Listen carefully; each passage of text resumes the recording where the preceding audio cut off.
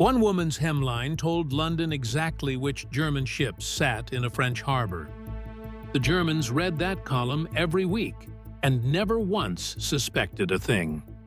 It funneled naval intelligence out of occupied France for months before anyone caught on. By 1941, Nazi Germany occupied most of France, and censors controlled every printed word. Every newspaper article passed through German censors before it ever reached a single reader. But censors focused on politics and troop movements, not on hats, hemlines, or fabric. That blind spot became the opening British intelligence needed inside occupied French territory. The Special Operations Executive recruited agents already working inside French newspapers and magazines. One recruit wrote a regular fashion column read by thousands of French civilians weekly. German officers and their wives read it eagerly, hunting for the latest Parisian styles. That popularity gave the column something rare, an audience nobody thought to question. The columnist began describing dresses with unusual precision, down to color, cut, and count. A number of pleats on a skirt, for instance, quietly stood in for a ship count. A particular hat color could signal whether those ships were docked, loading, or departing soon. None of it looked like code, because none of it was written to look like code. This method belonged to a wider Allied practice called open code, hiding messages in plain language. Open codes had been used before, in letters, crosswords, and even radio knitting patterns. But applying it to a fashion column meant reaching a wide, respectable, and unquestioned readership. The finished column traveled through ordinary distribution channels, no couriers, no radio, no risk. A contact in neutral territory would later read the same column and extract the numbers. From there, the decoded shipping details moved quietly toward London through established intelligence relay lines. Analysts there cross-checked the fashion details against known harbor layouts and German shipping schedules. The information helped confirm vessel movements Allied planners already suspected, but couldn't fully verify. For a time, one of the most fragile intelligence pipelines in France ran on hemlines alone.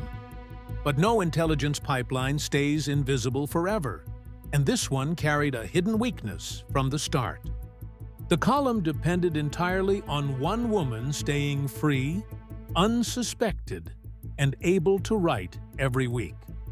If she fell ill, missed a deadline, or drew suspicion, the entire channel could vanish overnight.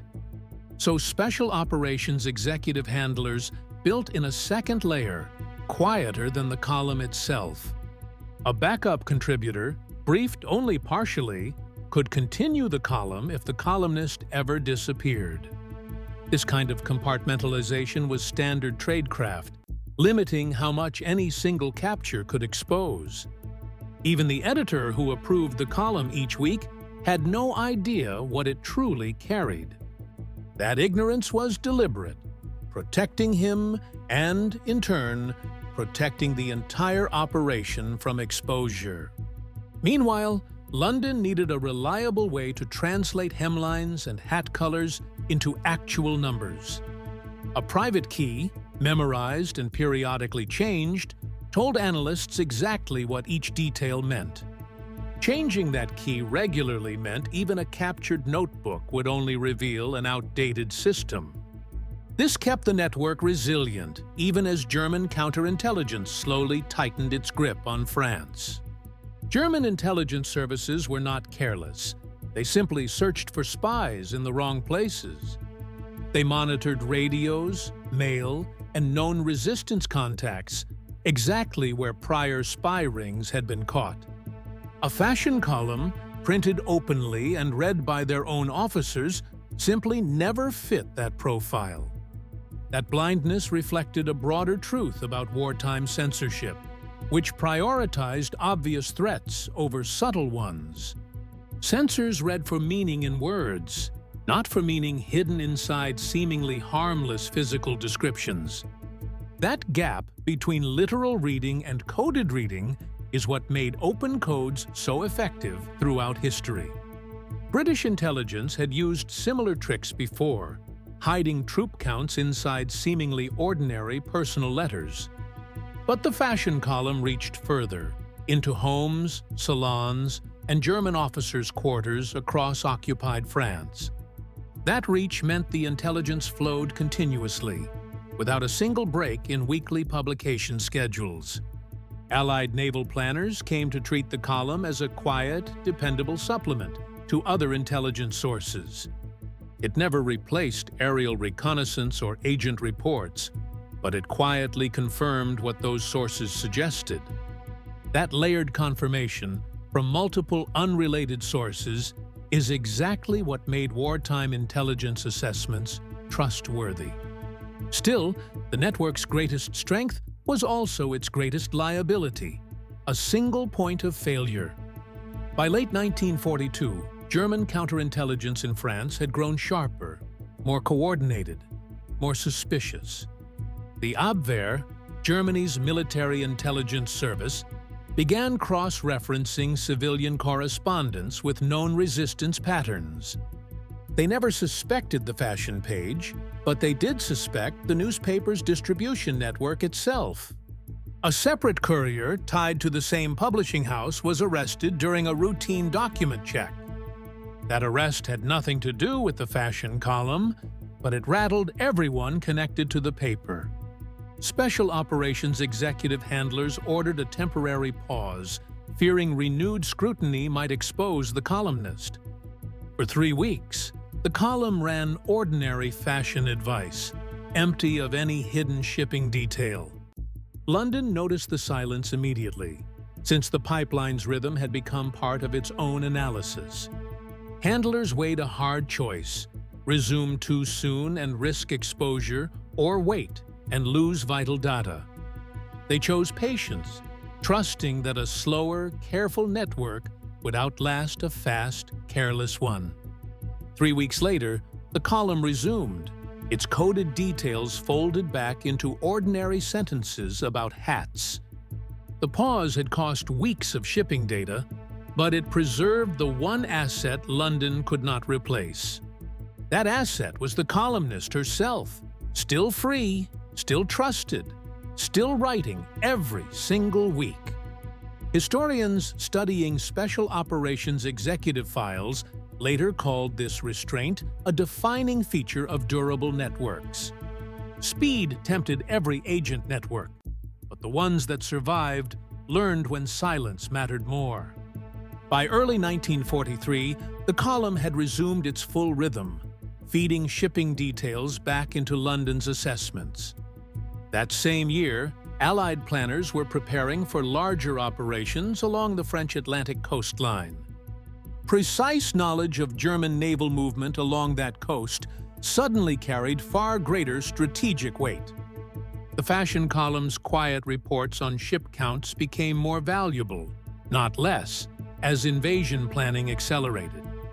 Analysts began comparing months of hemline and hat descriptions against aerial photographs taken by reconnaissance flights. The match was remarkably consistent, confirming the column's coded reports had tracked real vessel activity for months.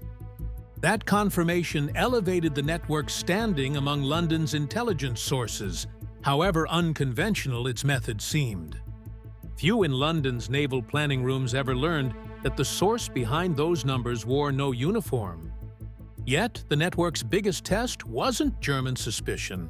It was the columnist's own growing exhaustion.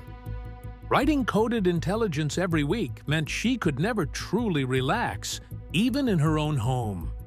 Handlers began rotating small verification checks, quiet signals confirming she remained free and uncompromised. A missed signal would mean the column might now be written under German control instead. This fear, called a doubled agent scenario, haunted every special operations executive handler running civilian sources. So the verification code itself was never written down, existing only in memorized phrases and timing. If a phrase ever appeared out of its normal order, London would treat every recent report as suspect.